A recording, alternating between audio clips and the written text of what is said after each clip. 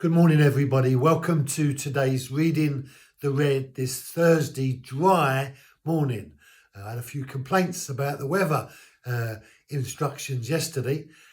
Today we're looking at Matthew 14 verse 29.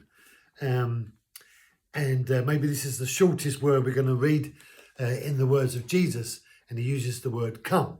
But let's just get a bit of a backdrop behind it. So Jesus has given them instruction. He says to them, take courage, it is I, do not be afraid. So then Peter, in response to this, in 28, says to Peter, Lord, if it's you, command me to come to you on the water. And he said, come. And Peter got out of the boat and walked on the water towards Jesus. So there he is. He's told them not to be afraid. And as a result of that, Peter is provoked within him while he's in the boat, and all the storms are going on around him. And he says, Lord, if it's you, bid me come. And then written in red, Jesus uses the words, come. And there's a sense in which we might ask, what can you say about the word come? Well, that word come means a whole lot as far as Jesus is concerned, because if we need to come to him, it means that we're not with him. And if we're not with him, then we're away from him.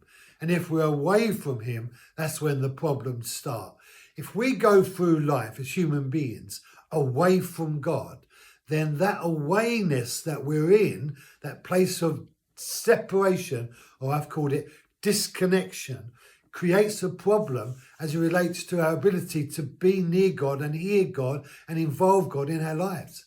So if God is having to say to us as human beings, come, it's an indication that we're over there.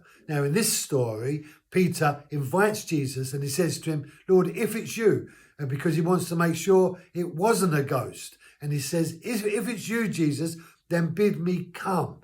And I preached just Sunday gone a sermon on this very chapter regarding why did God ask Peter to exercise water walking faith when he hadn't got walking water faith?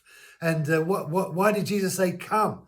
And then God says, take another look at that scripture. And he doesn't actually say come in the sense that I want you to have the faith to walk on the water. He says, I'm just answering your question, Peter. You asked me, if it's you, Lord, bid me come. And what could the Lord say but, Peter, come? Because Peter had asked, if it's you, bid me come. So Jesus is saying, come.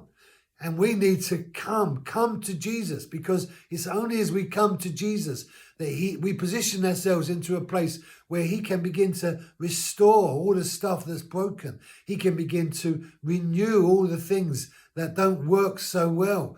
He can begin to give us fresh vision for our lives while we're in the mire of life. He can make our joys more joyful, our tears more tearful, our passions more passionful. He come to give life. And when God says to us, come, he's saying, come to a place where you can have life in all its fullness, life in abundance, where you can shine in this world, where your life can count for something. I saw a picture of me when I was 18, 19, in a pub with my brother and a friend called David, holding a pint of drink, drinking this drink. And I saw myself in the picture, and I realized that my life was so empty then, so without anything relevant. And the reason for that is because God wasn't in it. You see, God makes our everything even more. And we need God in our lives because we were made to be fellowshipping with God during our lives. So when Jesus says, come, it bid us well to come. Have a great day, and I'll see you on Friday.